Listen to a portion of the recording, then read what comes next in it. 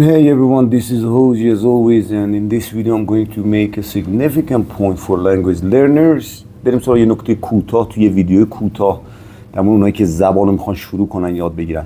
ببینین عادتی که من خودم اکثرا تو کلاس‌ها دیدم اینه که همه تقریبا اون سبک ترجمه کردن رو میخوان توی کلاس پیش بگیرن، چیزی که توی دبیرستان ها بوده. این کتابایی که معرفی میکنم مثلا توی کلاسه که گفتم کتابای استاندارد، همه مهارت ها توش هست. ببین دانش آموزا هی سعی میکنن جمله ها رو حفظ کنن، لغت ها رو حفظ کنن، به فارسی ترجمه کنن و ببین از این حالت و این سبک باید بیای بیرون. نکته اصلی در انگلیسی یاد گرفتن think in English هستش، به انگلیسی فکر کردن هستش. همیشه زبانشناسا میگن زبان رو مثل بچه یاد بگیرید. گوش بدید، فرایندیابی کنید، تکرار کنید، به انگلیسی فکر کنید. think in English. از حالت ترجمه کردن بیاید بیرون. چیزی که توی مدرسه ها بوده اون شعر و وره.